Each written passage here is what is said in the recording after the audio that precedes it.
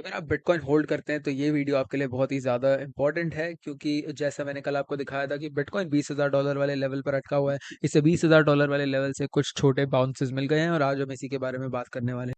हमें यहाँ से एक 14% का पंप देखने मिला था, पर उसके बाद बिटकॉइन टॉप आउट होकर फिर से नीचे गिर गया और 10% से और ऑलमोस्ट उसी लेवल पर फिर से गिर गया। और इस चीज़ के बहुत सारे इंप्लीकेशन हो सकते हैं चार्ट पर। हो सकता है कि कल के कल ही बिटकॉइन ब्रेक डाउन करके और नीचे गिर जाए। पर इस चार्ट पर कुछ बहुत बढ़िया बुलिश साइंस भी है जिनके बारे में मैं आज की वीडियो में बात करने वाला हूं, तो इस वीडियो को जरूर देखते रहिए बिल्कुल एंड तक। और हो सकता है आज के दिन में मैं एक और वीडियो अपलोड करूं रात तक, तो फिर इसके लिए ट्यून इन रहिए, देखिए, तैयार रहिए वीडियो देखने के लिए। सब्सक्राइब करके रखिए चैनल को, नोटिफिकेशन बेल भी दबा कर रखिए ताकि आप मेरे वीडियोस मिस ना करें।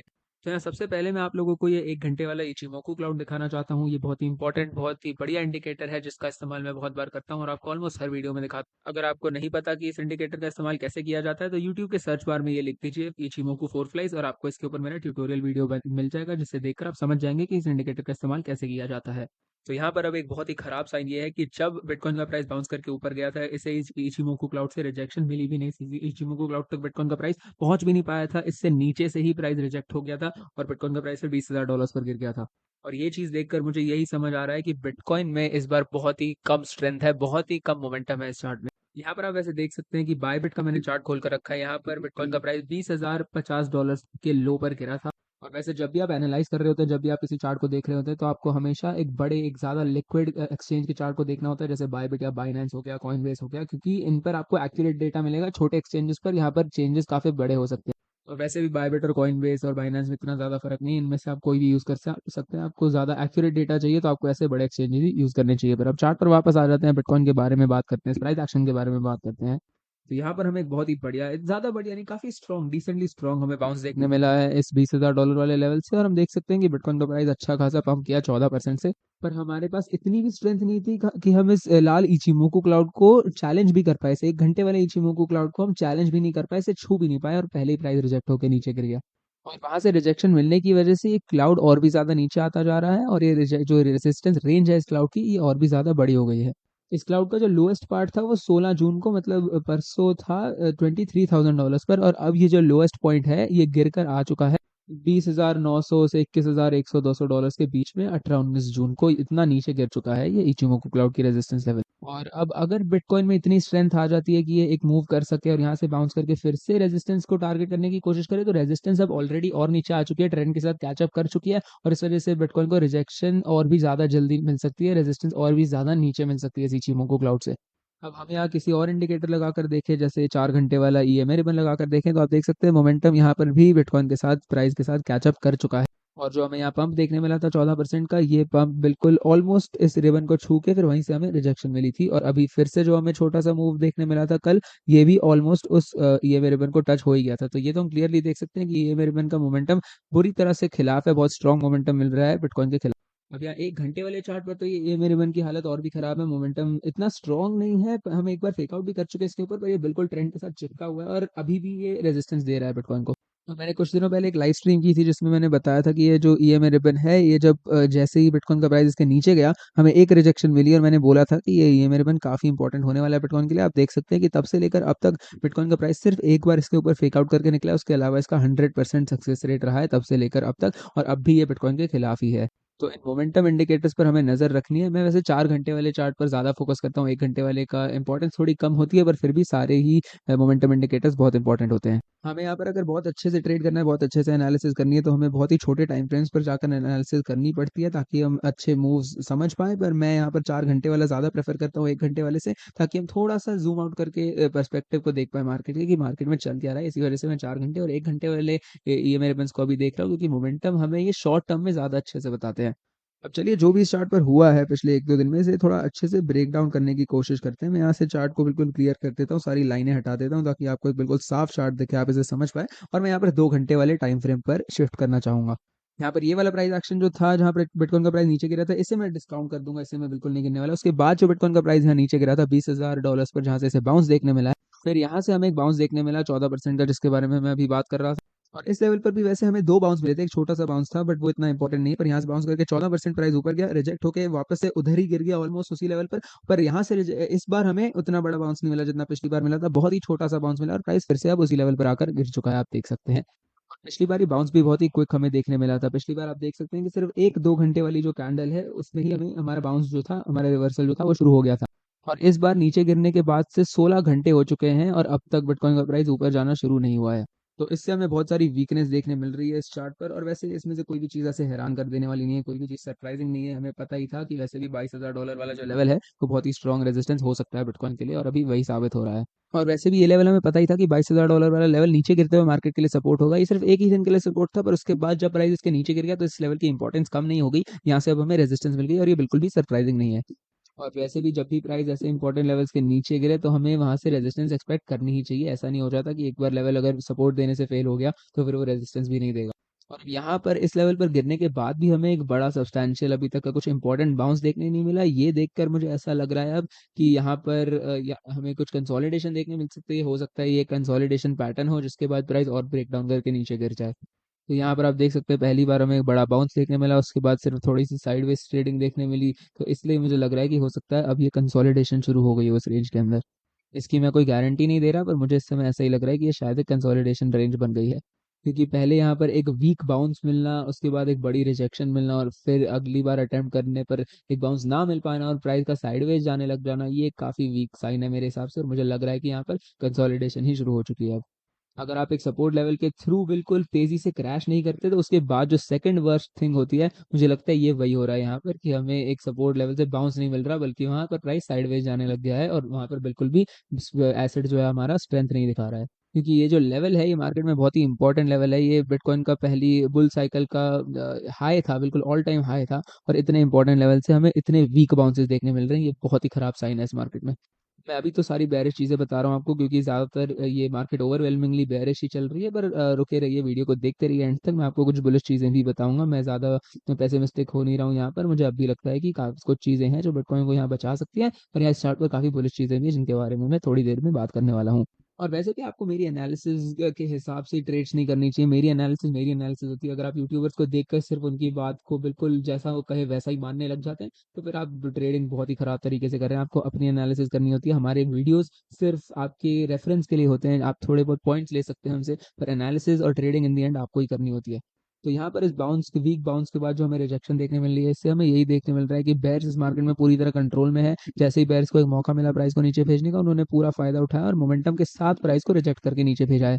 और यहाँ पर तो अब प्राइस थोड़ा बहुत कंसोलिडेट करने लग गया है क्योंकि मार्केट में थोड़ी बहुत डिमांड है। 20,000 वाले लेवल पर ऑब्वियसली थोड़ी डिमांड तो मार्केट में आनी ही थी, पर अगर जैसे ही अगर बेयर से इस मार्केट में ज़्यादा है और ये जो डिमांड है ये एग्जॉस्ट हो जाती है अगर, जो मुझे लग रहा है कि हो सकती है, तो फिर $20,000 वाला लेवल भी होल्ड नहीं करने वाला और फिर हमें एक बड़ा क्रैश देखने मिल सकता है। पर इस समय ये लेवल कितना भी वीक लग रहा हो, बहुत सारे स्मार्ट लोग इस समय $20,000 वाले लेवल पर बिटकॉइन खरीद रहे हैं और मैं उनको बिल्कुल भी ब्लेम नहीं करता। ये बहुत ही बढ़िया एंट्री लेवल है बिटकॉइन के प्राइस के लिए। कुछ महीनों पहले बिटकॉइन का प्राइस 40-50 हज़ार डॉलर्स पर था और अब आपको 20,000 पे इतने बड़े डिस्काउंट पर बिटकॉइन खरीदने मिल रहा है। तो ये बहुत ही बढ़िया एंट्री लेवल है जो काफी स्मार्ट लोग, मुझे विश्वास है, फायदा उठा रहे होंगे। अब बुलिश चीज़ों के लिए आपको थोड़ा और इंतजार करना पड़ेगा क्योंकि इस चार्ट पर एक बहुत ही ज़्यादा बेरिश इंडिकेटर एक और यहाँ पर फ्लैश हुआ था। मैं आपको दिखाना चाहूँगा एक हफ्ते वाला इचिमोकू क्लाउड जहाँ पर बिटकॉइन का प्राइस उस ग्रीन सपोर्ट क्लाउड के नीचे गिर चुका है, काफ़ी नीचे गिर चुका है। वो क्लाउड बिटकॉइन को काफ़ी स्ट्रॉन्ग सपोर्ट दे रहा था। पर आप देख सकते हैं कि ये इचिमोकू क्लाउड एक हफ्ते वाला अब फेल हो चुका है और अब ये रेजिस्टेंस में भी पलट जाएगा। आप रेफरेंस के लिए यहाँ पर देख सकते हैं कि 2018 में जब ऐसा हुआ था, जब बिटकॉइन के पास ये ग्रीन इचिमोकू क्लाउड था, काफी पतला क्लाउड था मैं मानता हूँ, पर फिर भी जैसे ही ये ग्रीन इचिमोकू क्लाउड टूटा था, जैसे ही बिटकॉइन का प्राइस इसके नीचे ब्रेक किया था, उसके बाद हमें एक 50% का क्रैश देखने मिला था। तो ये अगर आप रेफरेंस करें इसे अभी अपने करंट प्राइस पर, तो इतना बड़ा ड्रॉप हमें अभी देखने मिल सकता है शायद। अभी वैसे ऑलरेडी इस क्लाउड के नीचे हमें काफ़ी बड़ा ड्रॉप देखने मिल चुका है। तो अगर हम इस क्लाउड के बिल्कुल बॉटम से 50% मेजर करें तो ये क्लाउड की नीचे वाली लाइन थी 34,000 पर, 50% नीचे हो जाता है $17,000 पर, जो मेरी प्रेडिक्शन के काफ़ी क्लोज है क्योंकि मैंने भी प्रेडिक्ट किया था $18,000 पर बिटकॉइन का प्राइस गिरेगा। तो 17-18 ऑलमोस्ट सेम ही है, मेरी प्रेडिक्शन के जैसा ही है। तो फिर मैं ये मानता हूँ कि हो सकता है सही में बिटकॉइन का प्राइस 50% नीचे गिर जाए। और वैसे भी ये ऑलमोस्ट 50% तो गिर ही चुका है क्योंकि 17 नहीं तो 20 तक तो गिर ही चुका है। तो हमें काफ़ी बड़ा ड्रॉप देखने मिल चुका है इस एक हफ्ते वाली जी क्लाउड के फेल हो जाने के बाद। तो $18,000 वैसे एक रैंडम नंबर लगता है इस सिनारियो में, पर फिर भी अगर आप देखें तो ये टेक्निकल एनालिसिस के हिसाब से काफ़ी सही प्रेडिक्शन है। एक दिन वाले चार्ट पर आ जाता है। यहाँ पर भी मैं आपको इचिमोकू क्लाउड दिखाना चाहता हूँ। यहाँ पर मैं बायबेट के चार्ट का इस्तेमाल नहीं करूंगा, मैं दूसरे चार्ट का इस्तेमाल करूंगा यहाँ पर, जो बिल्कुल खाली है, थोड़ा सा यहाँ पर लाइनें नहीं बनी हुई है। तो यहाँ मैं आपको थोड़ा पीछे ले जाकर दिखाना चाहता हूँ कि 2017-18 में ये लेवल इम्पोर्टेंट था या नहीं। तो यहाँ पर तो इचिमोकू क्लाउड नहीं था, ये लेवल इम्पोर्टेंट नहीं था, पर 2020 में ज़रूर इचिमोकू क्लाउड ने हमारी यहाँ पर मदद की थी। तो यहाँ पर मैं थोड़ा सा जूम इन करके आपको दिखाना चाहता हूँ कि जब हमारी बुल रन शुरू हुई थी 2020 में, तो फिर बिटकॉइन के प्राइस ने किस तरीके से रिएक्ट किया था। यहाँ 17 से 20 हज़ार डॉलर के बीच में यहाँ एक असेंडिंग ट्रायंगल जैसा पैटर्न सेट किया था बिटकॉइन ने। और यहाँ पर आप देख सकते हैं कि एक दिन वाला इचिमोकू क्लाउड था जो बिटकॉइन को बहुत बढ़िया सपोर्ट दे रहा था, यही 18,000 डॉलर वाले लेवल से। तो बिटकॉइन का प्राइस यहाँ पर इस बॉक्स के अंदर, ये जो ग्रीन बॉक्स है इसके नीचे काफी समय तक रुका हुआ था। यहाँ बहुत रेजिस्टेंस मिली थी बिटकॉइन को, पर आप देख सकते हैं कि जो इसके लोज हैं वो हाई हो रहे थे, एक असेंडिंग ट्रायंगल जैसा पैटर्न पेंट हो रहा था चार्ट पर। और उसके बाद जैसे ही सारे सेलर्स एग्जॉस्ट हो गए, हमें एक बहुत ही बढ़िया ब्लू स्काई ब्रेकआउट देखने मिला, जिसके बाद बिटकॉइन ने अपनी बुल रन बिल्कुल सही तरीके से अच्छे से शुरू कर दी थी। उस समय वैसे ऑलमोस्ट सभी लोग एक्सपेक्ट कर रहे थे कि हमें एक ब्रेकआउट देखने मिलेगा, और वैसे यूजुअली ऐसा होता नहीं कि जब सब लोग एक ही चीज एक्सपेक्ट कर रहे हो तो वो चीज होनी जरूरी है। पर ये एक चीज जरूर इंडिकेट करता है कि उस डायरेक्शन में ज्यादा पावर है, ज्यादा स्ट्रेंथ है, और यहाँ पर हमें वही देखने मिला था जब बिटकॉइन का प्राइस यहाँ से आसानी से ब्रेकआउट करके बहुत ही बढ़िया तरीके से ऊपर निकल गया था। और उसके बाद जब बिटकॉइन का प्राइस सिर्फ ऊपर ही जाता गया, बहुत ही तेजी से बिना रुके ऊपर जाता गया, तो वो अपने लिए प्रॉब्लम्स क्रिएट कर रहा था। और अब हमें देखने मिल रहा है कि बिटकॉइन का प्राइस इतना ऊपर गया, 2 बार उसने अपने नए ऑल टाइम हाई सेट किए, पर 70,000 डॉलर से रिजेक्ट होके जो अभी वाला डाउन ट्रेंड है वो इतना खराब है। और अब आप देख सकते हैं कि 30 और 20 हज़ार डॉलर के बीच में जैसे ऊपर जाते हुए उसने रेजिस्टेंस सेट नहीं की थी, उसी वजह से अब यहाँ पर बिटकॉइन को दिक्कत हुई, और ये पूरी रेंज एक गैप रेंज हो गई, एक लो लिक्विडिटी रेंज हो गई, जिस वजह से बिटकॉइन को अब यहाँ पर सपोर्ट भी नहीं मिल पाया।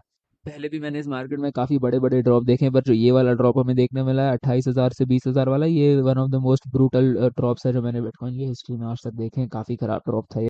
अब मैं यहाँ पर अपना पर्सपेक्टिव थोड़ा स्विच करने की कोशिश करूंगा। यहाँ पर बहुत बेरिश बातें होंगी अब जब हमें इतने बड़े ड्रॉप्स देखने मिले। आप देख सकते हैं हमें दो वाटरफॉल सेल ऑफ देखने मिले। वाटरफॉल सेल ऑफ मतलब जब एक लाइन में प्राइस इतनी तेजी से नीचे गिरता है। आप देख सकते हैं दो लगातार हमें इसी तरह के ड्रॉप्स देखने मिले, और ऐसे समय पर तो इतने बड़े ड्रॉप्स के बाद ऐसा ही एक और तीसरी लेग, एक तीसरा वाटरफॉल सेल ऑफ एक्सपेक्ट करना मेरे हिसाब से बहुत ही ज्यादा अनलाइकली है। मुझे नहीं लगता ऐसा होने वाला है। अब इसके पीछे कोई टेक्निकल कारण मैं नहीं बता सकता आपको, पर ऐसी चीजें यूजुअली होती नहीं है। मैं इसके पीछे आपको कोई रीजन नहीं दे सकता, पर ऐसी चीजें होना बहुत ही ज्यादा रेयर है, और ये बिल्कुल भी रीजनेबल नहीं है ऐसा होना इस समय। मेरे हिसाब से ओवरकिल हो जाएगी, बहुत ही ज्यादा हो जाएगा अगर हमें एक और ड्रॉप देखने मिल गया। इसी वजह से मैं बिल्कुल भी एक्सपेक्ट नहीं कर रहा हूँ यहाँ पर एक और ड्रॉप। पर इसका ये मतलब नहीं है कि ये नहीं हो सकता, मुझे लग रहा है नहीं होगा, पर कुछ भी हो सकता है इस मार्केट में। क्रिप्टो मार्केट में कुछ भी चलता रहता है, और अगर ये हो गया तब तो ये मार्केट खत्म है, बहुत ही नीचे गिर जाएगा बिटकॉइन का प्राइस, और तब तो सब लोग अपने पैसे निकालने भी लग जाएंगे। पर वो बहुत बड़ा एंट्री लेवल, बहुत बढ़िया एंट्री लेवल भी हो सकता है बिटकॉइन के लिए।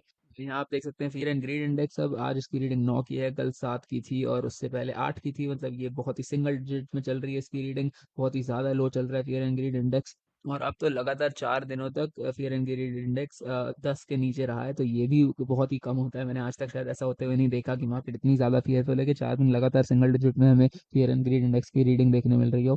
ये बहुत ही ज्यादा एक्सट्रीम फियर है इस समय मार्केट में, और ये ऐसे पॉइंट पर है जब मार्केट अपने पुराने पिछले बुल साइकिल के मार्केट साइकिल के टॉप पर है, बिल्कुल उसके ऑल टाइम हाई पर है। अब यहाँ आपको इस चैनल के बारे में एक स्पेशल चीज़ पता चलेगी। मैं जिस तरीके से एनालाइज करता हूँ, आपको ये शायद किसी और यूट्यूब चैनल पर ना देखने मिले। तो अब अगर हम इस चार्ट को देखें, अगर मैं प्योरली टेक्निकल एनालिसिस के पर्सपेक्टिव से इस चार्ट को एनालाइज कर रहा होता तो मैं कहता कि इस चार्ट पर कुछ भी सही नहीं है, सभी खराब है, बहुत ज़्यादा खराब है, और हमें एक और ड्रॉप देखने मिलेगा। पर क्योंकि आपको साइकोलॉजी एनालाइज करना बहुत ही ज़्यादा ज़रूरी होती है, और वो बहुत अच्छे तरीके से मदद करता है आपकी ट्रेडिंग में और आपके एनालिसिस में, इसी वजह से मैं यहाँ पर सिर्फ टेक्निकल एनालिसिस नहीं देखने वाला, मैं यहाँ पर मार्केट साइकोलॉजी भी देखने वाला हूँ। और मार्केट साइकोलॉजी समझने के बाद मुझे नहीं लगता कि यहाँ पर हमें एक और ड्रॉप मिलना चाहिए। मुझे लगता है कि मार्केट रिवर्सल हमें बहुत ही जल्दी मिलने वाला है, या फिर एटलीस्ट हमें एक रिलीफ रैली तो जरूर मिलेगी। अब अगर मैं इसे टेक्निकल एनालिसिस के पर्सपेक्टिव से सोच रहा होता तो 3 वाटरफॉल सेल ऑफ होना कोई बड़ी बात नहीं है। ये एक के बाद एक कंटिन्यूएशन पैटर्न देखने मिल रहा है हमें, जिसके बाद मार्केट में ड्रॉप देखने मिलते हैं। पर अगर आप साइकोलॉजी से देखें, अगर मैं आपको जैसे फियर एंड ग्रीड इंडेक्स दिखाया है वो देखें, ऐसी चीज़ों को अगर आप एनालाइज करते हैं, तो फिर ये जो है बहुत ही ज़्यादा अनलाइकली है। 3 वाटरफॉल सेल ऑफ बहुत ही ज़्यादा रेयर है और नहीं हो सकते मार्केट में। यहाँ पर मुझे भी पता है, आपको भी पता है, ये चार्ट देखने में बहुत ही ज़्यादा वीक है, पर हमें ये भी पता है कि ये जो एसेट है ये बहुत ही ज़्यादा ट्रेड होता है, और ये बहुत ही ज़्यादा मैनिपुलेटेड एसेट्स में से एक है बिटकॉइन। और अगर आप जानना चाहें इसके बारे में तो फिर आप खुद रिसर्च कर सकते हैं, पर मैं बिल्कुल भी रिकमेंड नहीं करूंगा, क्योंकि ये बहुत ही ज़्यादा डिप्रेसिंग हो जाता है जब आपको पता चलता है कितनी ज़्यादा मैनिपुलेशन होती है क्रिप्टो मार्केट के अंदर। बिटकॉइन ऑब्वियसली रेगुलेटेड एसेट नहीं है, रेगुलेट कर ही नहीं सकते आप बिटकॉइन को, वो उसकी पूरी फिलोसफी के अगेंस्ट चले जाओगे अगर आप बिटकॉइन को रेगुलेट करने लगते हैं तो वो रेगुलेट तो हो नहीं सकता। इसी वजह से यहाँ पर मैनिपुलेशन का स्कोप बढ़ जाता है और पूरी क्रिप्टो मार्केट में मैनिपुलेशन काफी ज्यादा चलती रहती है। तो इसी वजह से इस मार्केट में हमें बहुत ज्यादा एक्सट्रीम चीजें देखने मिलती है कभी कभी। जब ये अच्छा होता है तो ये बहुत ही अच्छा होता है, पर जब बुरी चीजें होती है मार्केट में तो आप देख सकते हैं इस मार्केट की क्या हालत हो रही है इस समय। और इसमें मैनिपुलेशन का एक बहुत बड़ा हाथ है। और ये सिनारियो इतना ज़्यादा एक्सट्रीम हो चुका है कि यहाँ पर सभी लोग अपने बिटकॉइन बेच बेच कर मार्केट से निकल रहे हैं। इतने लोगों ने अपने बिटकॉइन बेच दिए होंगे कि अब बिटकॉइन का प्राइस $70,000 पे था, यहाँ 20 पर आकर गिरा हुआ है। इतने बड़े ड्रॉप मार्केट में हमें बहुत ही कम देखने मिलते हैं। और ये मार्केट इतनी ज़्यादा मैनिपुलेटेड है और रेगुलेटेड नहीं है, इस वजह से मैनिपुलेशन होती है और उसी वजह से हमें इतने बड़े इतने एक्सट्रीम ड्रॉप्स इतनी एक्सट्रीम चीज़ें देखने मिलती हैं। और अगर आप इस चैनल को काफ़ी समय से देख रहे हैं तो कुछ महीनों पहले जब बिटकॉइन का प्राइस अपने ऑल टाइम हाई की तरफ जा रहा था $70,000 पर, तब मैं आपको कह ही रहा था कि ये जो राइज हमें देखने मिल रहा है, ये जो गेन्स हमें देखने मिल रही है बहुत ही ज़्यादा तेज़ हो रही है। प्राइस सीधा एक सीधी लाइन में ऊपर जाते जा रहा था और मैं स्केप्टिकल था, मैं आप लोगों को वार्न कर रहा था कि ये बहुत ही तेज़ हो रहा है, हो सकता है हमें एक बड़ा ड्रॉप देखने मिले। पर कोई मानने के लिए तैयार नहीं था, सब लोग बहुत ही बुलिश एनर्जी थे सब लोग में। और सब लोग चाहते थे, सब लोग को लग ही रहा था कि बिटकॉइन एक के बाद एक नए ऑल टाइम हाई सेट करता रहेगा। पर जब इस तरह से प्राइस इतनी तेजी से एक सीधी लाइन में ऊपर जाता रहता है तो फिर वो कभी भी अच्छा नहीं होता, हमें करेक्शन की जरूरत पड़ती है। और इस बार करेक्शन ही नहीं, इस बार तो पूरा ट्रेंड ही रिवर्स हो गया और प्राइस $70,000 पर जा रहा था। ना सब लोग इतने खुश थे, अब मार्केट की हालत देखिए, सब इतने डरे हुए हैं और प्राइस आ चुका है $20,000 पर। तो अब यहाँ पर ये ट्रेंड पलटने के लिए और मार्केट में थोड़ी स्ट्रेंथ दिखाने के लिए मुझे लगता है बिटकॉइन को यहाँ से बाउंस करके 20,000 वाले लेवल से बाउंस करके 22,000 वाले लेवल के ऊपर निकलना पड़ेगा, वहां से थोड़ा ऊपर जाके फिर नीचे आना पड़ेगा, रीटेस्ट करना पड़ेगा और उस लेवल को सपोर्ट में कंफर्म करना पड़ेगा। वहां से रेजिस्टेंस पहले मिली थी, रेजिस्टेंस को फ्लिप करके सपोर्ट लेना पड़ेगा वहां से, और फिर वहां से बाउंस करके प्राइस ऊपर जा सकता है। ये एक स्ट्रॉन्ग साइन होगा मार्केट के अंदर शॉर्ट टर्म में। और ये चीज़ इस समय होना बहुत ही ज़्यादा मुश्किल लग रहा है मुझे नहीं लगता बिटकॉइन में इतनी स्ट्रेंथ है, या फिर हमें बहुत ज़्यादा मैनिपुलेशन देखनी में पड़ेगी, होनी पड़ेगी इस मार्केट के अंदर अगर हमें ऐसा कुछ देखना है। तो मुझे नहीं लगता कि बिटकॉइन अभी इतनी स्ट्रेंथ है बिटकॉइन के पास कि वो इतनी आसानी से लेवल तोड़ के ऊपर जाए और इसे रीटेस्ट करके ऊपर निकल जाए।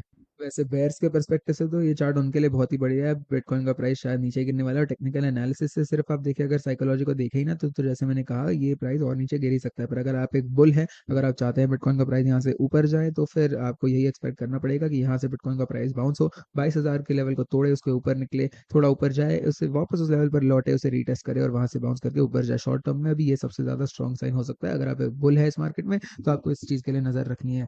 अब यहाँ पर एक अच्छी बात यह है कि हमने इस रेंज में 20 से 28,000, $20 से 30,000 वाली जो रेंज है यहाँ पर ज्यादा ट्रेड नहीं किया। यहाँ पर एस्टेब्लिश लेवल्स है नहीं सपोर्ट और रेजिस्टेंस के ज्यादा, इसलिए अगर प्राइस 22,000 वाले लेवल के ऊपर निकल जाता है तो फिर यहाँ पर एक गैप है, एक लो लिक्विडिटी जोन है, जिस वजह से जैसे ही प्राइस नीचे गिर रहा था 30,000 से 20,000 पर बहुत तेजी से गिर गया था, क्योंकि वहां पर कोई सपोर्ट लेवल नहीं था, उसी वजह से प्राइस ऊपर जाते हुए भी उसे कोई रेजिस्टेंस नहीं मिलने वाला। और हो सकता है कि प्राइस इतनी ही तेजी से ये एरिया पूरा ब्रेक करके ऊपर निकल जाए और वही स्ट्रेंथ चाहिए हो इस मार्केट को ट्रेंड रिवर्स करने के लिए।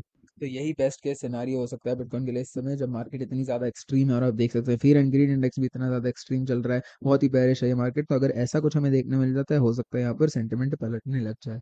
मुझे खुद ही आइडिया बहुत पसंद है कि बिटकॉइन का प्राइस यहाँ से 6 7 8 10 हज़ार डॉलर ऊपर चला जाए और जो लोग शॉर्ट गए हुए हैं उन सबकी पोजीशंस लिक्विडेट हो जाए या फिर उनके स्टॉप लॉस हिट करे और प्राइस और ऊपर जाता रहे। मुझे ये आइडिया पसंद है, पर इसकी प्रोबेबिलिटी नहीं पसंद। मुझे लगता है इसकी प्रोबेबिलिटी ऐसा होने की बहुत ही कम है, क्योंकि ये मार्केट काफी वीक है। पर ये आइडिया जरूर मुझे बहुत पसंद है, मैं भी चाहता हूँ कि बिटकॉइन का प्राइस ऐसे ही ऊपर जाए, क्योंकि अगर यहाँ से हमें हमें इतनी स्ट्रेंथ देखने मिल जाती है तो हो सकता है वहाँ से ट्रेंड रिवर्स भी हो जाए। पर ऐसे होने के चांसेस मेरे हिसाब से समय बहुत ही ज्यादा कम।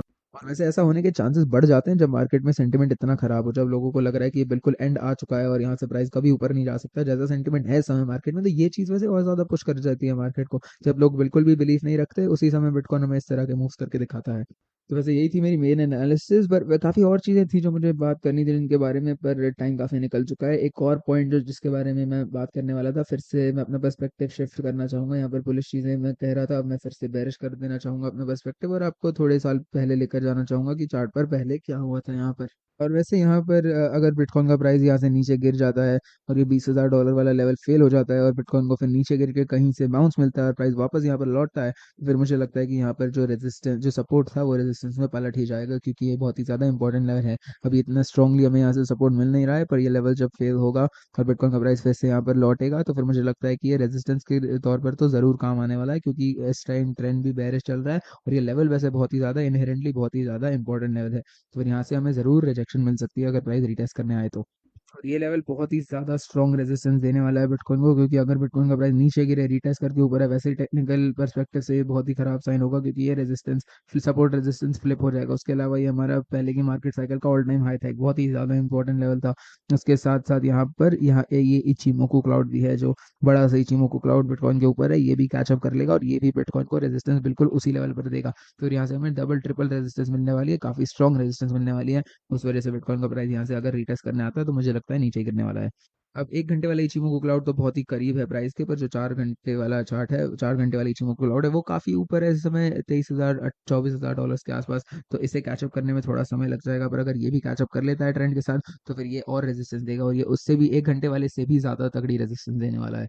मैं इस तरह के इंडिकेटर से इतना ज़्यादा नहीं डरता हूँ, पर जब तक ये सारे जो इंडिकेटर्स है जैसे इचिमोकू क्लाउड है, ये हमारे करंट जो हॉरिजॉन्टल रेजिस्टेंस एरियाज है उनके साथ जब तक लाइन अप नहीं करता, तब तक मैं इनके बारे में इतनी टेंशन नहीं लेता। पर अभी जैसे ये लाइन अप करने वाला है इसी के साथ, तो फिर ये एक एडेड प्रेशर डाल देता है, एक एडेड रेजिस्टेंस दे देता है बिटकॉइन को, जिसका सामना करना और भी ज़्यादा मुश्किल हो जाता है।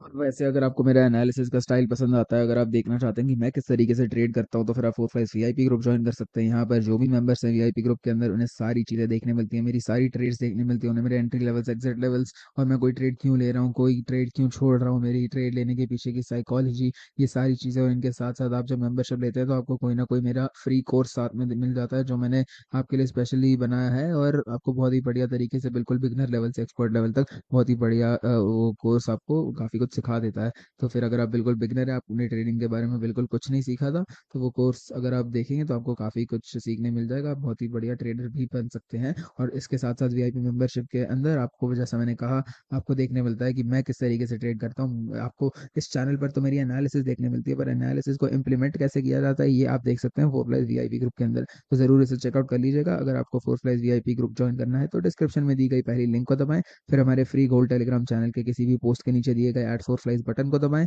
और फिर दबाएं सेंड मैसेज वाले बटन को, और हम आपको वीआईपी के बारे में सारी जानकारी दे देंगे। ये कोई ज़्यादा मुश्किल प्रोसीजर नहीं है, बहुत ही जल्दी कर देंगे। 30 सेकंड के अंदर अंदर आप हमें मैसेज कर सकते हैं, मैं या फिर मेरा कोई ना कोई असिस्टेंट आपको रिप्लाई ज़रूर कर देगा। ये मेरे साथ डायरेक्ट चैट है, तो फिर आप बिल्कुल सही जगह पर पहुंचेंगे। और वैसे अगर आपको four flies gold channel join करना है, जो फ्री चैनल है, यहाँ पर आप वो भी कर सकते हैं। आपको काफ़ी सारी फ्री एनालिसिस मिल जाएगी over the clock, round the clock, 24 घंटे आपको हम अपडेट्स देते रहते हैं मार्केट के ऊपर। पर वीआईपी ग्रुप के अंदर आपको मेरी ट्रेड्स भी देखने मिल जाती है। अब अगर आपको उसी एक्सचेंज पर ट्रेड करना है जहाँ मैं ट्रेड करता हूँ, तो आप बायबिट का इस्तेमाल कर सकते हैं। प्राइवेट पर आपको कभी भी कोई लिक्विडिटी या फिर सिक्योरिटी के कोई इश्यूज नहीं होंगे। मेरे हिसाब से बहुत ही बढ़िया, सबसे ज़्यादा सेफ सिक्योर एक्सचेंज है। और मैं जब से इनसे स्पॉन्सर हुआ हूँ, उससे पहले से भी मैं इस एक्सचेंज का इस्तेमाल करते आ रहा हूँ, और काफ़ी साल हो गए मुझे, 4-5 साल हो गए बायबिट का इस्तेमाल करते हुए, और एक्सचेंज सिर्फ ग्रो करते जा रहा है, और मुझे आज तक कोई इशू फेस नहीं करना पड़ा। यहाँ पर आपको काफ़ी सारे ऑल्ट कॉइन पेयर्स भी ट्रेड करने मिल जाते हैं, आपको लेवरेज पे और स्पॉट ट्रेडिंग दोनों ही करने मिल जाती है। अगर आपको बायबिट पर साइन अप करना है तो आप मेरी लिंक का इस्तेमाल कर सकते हैं, जो मैंने डिस्क्रिप्शन में और टॉप कमेंट में दी हुई है। इस लिंक का इस्तेमाल करके अगर आप साइन अप करते हैं तो आपको कुछ फ्री का पैसा मिल सकता है, पर वो निर्भर करेगा आपके डिपॉजिट अमाउंट पर। तो अगर आप कुछ पैसे डिपॉजिट करेंगे, आपको कुछ कैश मिलेगा, जिससे आप ट्रेड कर सकते हो, और इन ट्रेड्स पर आप जो भी प्रॉफिट कमाएंगे वो आप बाहर भी निकाल सकते हैं। तो ज़रूर इसे चेकआउट कर लीजिएगा अगर आपको कुछ फ्री के पैसे चाहिए तो। और वैसे बायबिट का इंडिया में इस्तेमाल करने के लिए आपको एक वीपीएन का भी इस्तेमाल करना पड़ सकता है, तो इसका ज़रूर ध्यान रखिएगा। तो ये हो गई बायबिट की बात है। यही थी आज की एनालिसिस, यही थी मेरी वीडियो आज की, सारी एनालिसिस इसी में मैंने बता दी आपको।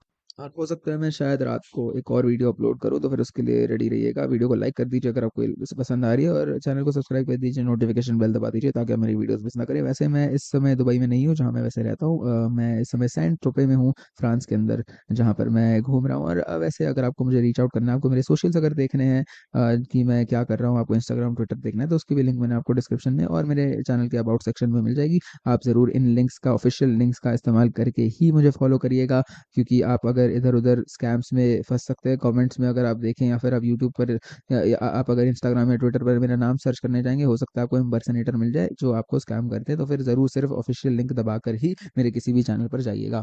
और मेरे सारे जो पेजेस है वो सब वेरीफाइड है, तो फिर आपको यहाँ पर कोई दिक्कत नहीं होनी चाहिए। अगर मेरा वेरीफाइड आपको टिक साइन दिख जाता है, तभी उसे फॉलो करिएगा।